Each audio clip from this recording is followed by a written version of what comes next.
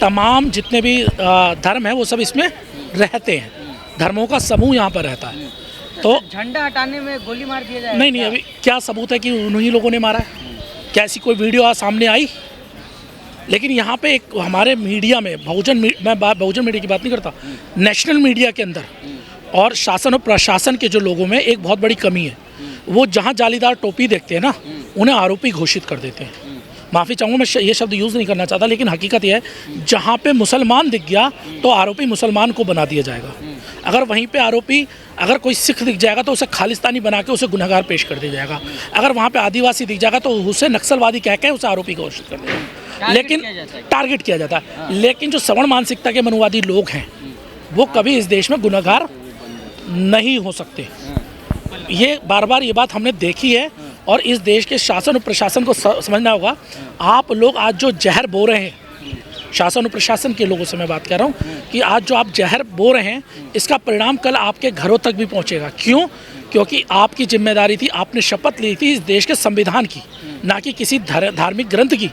लेकिन आप लोगों ने इस देश को धार्मिक देश बनाने की पूरी जो पुरजोर कोशिश कर रहे हैं और एक विशेष संप्रदाय के लोगों को बार बार टारगेट करके उनके ऊपर जो अन्याय कर रहे हैं उससे आज नहीं तो कल नहीं तो परसों एक दिन बगावत जरूर होगी और वो बगावत करवाने वाले आप खुद होंगे। योगी आदित्यनाथ कह रहे हैं मिट्टी में मिला दिए जाएंगे सारे दंगाई जो हैं। वो याद रखिएगा, इस देश में, ये देश में कहा ना लोकतंत्र से चलता, राजतंत्र से, वो कह रहे हैं मिट्टी में मिला देंगे।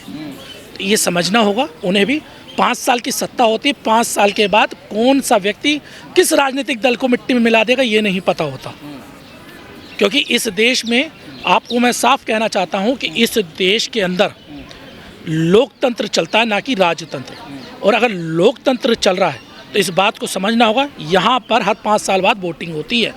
यहाँ पे रानी के पेट से राजा नहीं जन्म लेता, यहाँ पे वो बैलेट पेपर से बच्चा राजा पैदा होता है, वोट से राजा पैदा होता है। तो सत्ता अगर आज आपके पास है, अगर आप दूसरे को धमकाएंगे, कल अगर उसके हाथ पे सत्ता आ गई तो वो भी तो आपके साथ ऐसे ही करेगा। तो हम इस देश को एक संप्रवाह जो देश है, यानी मिला हुआ जो देश है तमाम धर्मों का, उसे बनाने की कोशिश करें, ना कि उसे तोड़ने की। लेकिन सर, जिस तरह से नारा भी योगी आदित्यनाथ भी मंच से कहे कि बटोगे तो कटोगे, इस नारा को किस तरह से देख रहे हैं? वो इस बात से देख रहे हैं क्योंकि अभी जब लोकसभा का चुनाव हुआ तो 37 सीटें वो हार गए। तो 37 सीटें हारने के बाद उन्हें पता लग गया कि दलित समुदाय हो, पहले मुस्लिम समुदाय तो पहले से ही नाराज़ था, दलित समुदाय और उनसे नाराज़ हो गया, ओबीसी भी थोड़ा बिछड़ गया उनसे, तो उनकी संख्या गिर गई। अब वो इसी को बनाने के चक्कर में अब वो कोशिश ये कर रहे हैं कि कैसे भी करके, अब ये जो बाई इलेक्शन हो रहे हैं यूपी के चुनाव में जिसमें उनकी साख लगी पड़ी है ये अपना 10 सीटों से, क्योंकि सीधा अगर ये चुनाव हारते हैं तो योगी की काबिलियत पे प्रश्न चिन्ह उठेगा। योगी के ऊपर प्रश्न चिन्ह उठने का मतलब हिंदुत्व के ऊपर प्रश्न चिन्ह उठना, क्योंकि हुआ था ना अयोध्या में, जैसे हारे तो पूरा प्रश्न चिन्ह उठ गया था। तो वो चाहते हैं कैसे भी इसमें धार्मिक उन्माद फैल जाए और धार्मिक के आधार पर वोट ट्रांसफ़र हो और इससे वो अपनी जीत सुनिश्चित कर सके। लेकिन मैं आपको खुल के कहना चाहता हूँ, उत्तर प्रदेश में चाहे दलित समुदाय हो या मुस्लिम समुदाय, वो अब एक हो रहे हैं और ये बहुसंख्यक आबादी किसी भी हालत में अब आपकी जो साजिशें उसे बढ़ने नहीं देगी। लेकिन सर, हमेशा शोभा यात्रा पर पत्थरबाजी होता है, आपने हर जगह देखा होगा पत्थरबाजी हो जाती है। देखिए, जब ये शोभा यात्रा की बात आती है तो उसमें इस देश के अंदर से शोभा यात्राएं नहीं निकलती हैं। इस देश में सिखों के भी अपनी नगर कीर्तन निकलते हैं, क्या वो मुस्लिम क्षेत्रों से नहीं निकलते? इस देश में क्रिश्चियन कम्युनिटी भी अपनी यात्राएं निकालती है, क्या वहाँ नहीं निकलते? इस देश में मुस्लिम समुदाय भी अपनी यात्रा निकालता है, वहाँ क्यों नहीं चलते?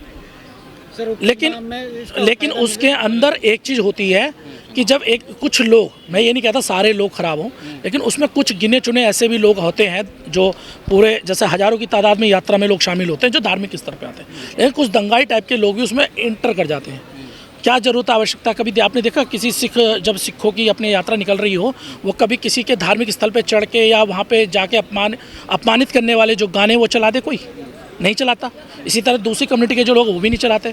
आप एक तरफ तो आप यात्रा निकाल रहे हो, दूसरी तरफ किसी विशेष समुदाय के मस्जिद के आगे आके या उनके घरों पे चढ़ के वहाँ के उनके झंडे, उनके धार्मिक झंडे फेंक दोगे, उसके बाद वहाँ पे उल्टे सीधे गाने चलाओगे।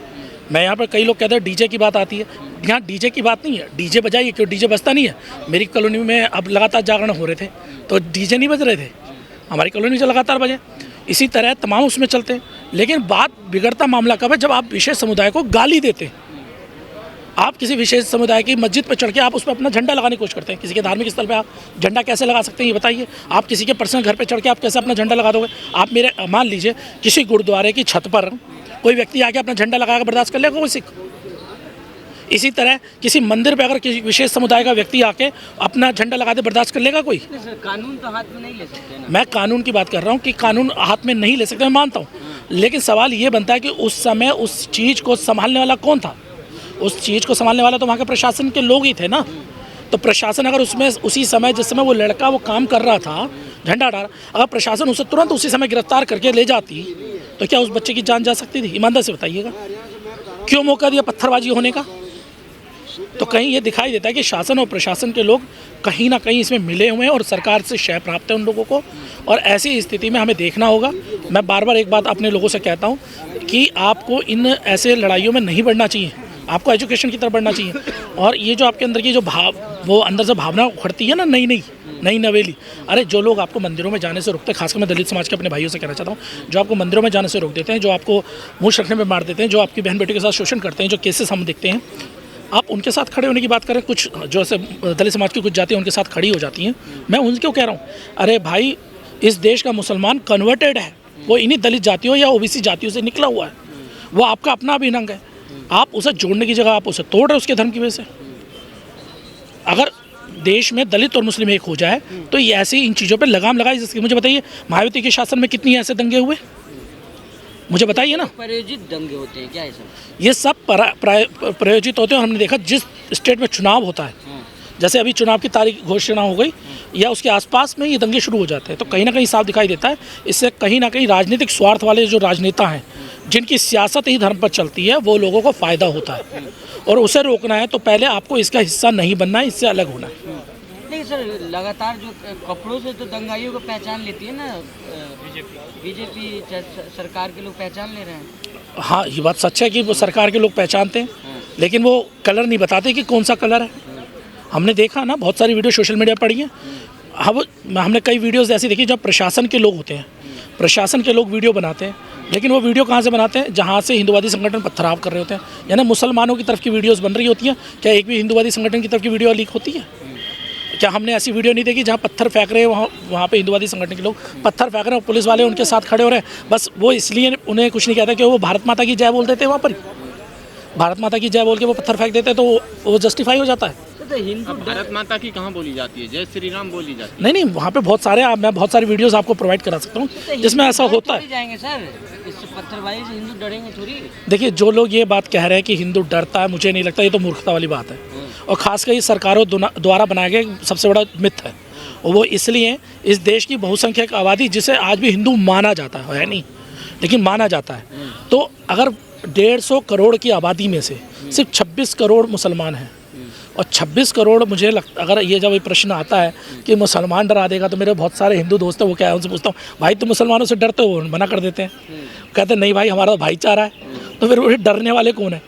ये जो डराने की बात करते हैं ये लोग वो हैं जो खुद डरे हुए हैं, जिन्हें ये पता है अगर उनकी सत्ता, अगर ये धर्म की सियासत ना करें तो उनकी सत्ता उड़ जाएगी। ये वो डरने वाले लोग हैं, उसके अलावा कोई नहीं। सर, ये जो गाने बज रहे हैं, राम राम चिल्लाएंगे मुल्ले, इस तरह के गाने जो गा रहे हैं सिंगर, उनके ऊपर कार्रवाई होनी चाहिए कि?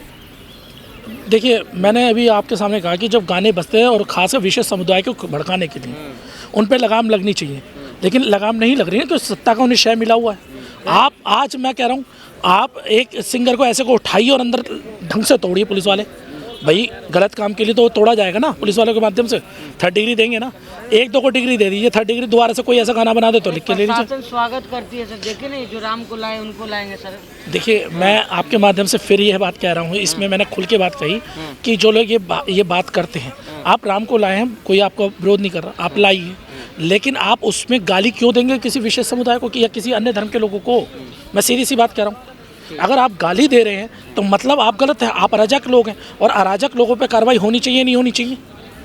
सिर्फ मुसलमानों को सिर्फ आरोपी करना, सिर्फ मुसलमानों को आरोपी बना देना, ये सही नहीं लगता मुझे।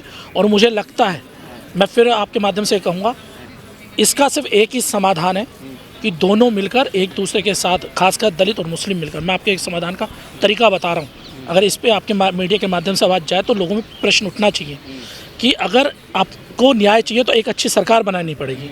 और इसमें खासकर मैं दलित समाज से एक बात कहना चाहूँगा, अपने जो मेरा समाज है मैं उससे एक बात कहूँगा कि अगर उत्तर प्रदेश में मुसलमान आपका समर्थन करके 4 बार आपको मुख्यमंत्री बना सकता है तो आपकी भी जिम्मेदारी बनती है कि दिल्ली में 12% के आसपास जाटव हैं, 11.78, और तकरीबन 13% है मुस्लिम, और 80 की जो आबादी है टोटल आ जाती है 20 से 21%। अगर ये 20 और 13 अगर 33% लोग भी अगर इकट्ठा हो जाएं तो क्या दिल्ली का मुख्यमंत्री एक मुसलमान नहीं बन सकता? क्यों नहीं मुस्लिम एक प्रतिनिधित्व को आप झेल सकते? मैं सीधी बात कर रहा हूँ, मैं दलितों से भी सवाल है, मेरे समाज के लोग हैं लेकिन उनसे भी सवाल है, क्योंकि अगर वो आपको अपना नेता बना सकते हैं तो आपको भी उन्हें अपना नेता मानना पड़ेगा। ये फैसला आपको खुद करना होगा और मिलकर इकट्ठा होकर लड़ेंगे तो आप बचेंगे।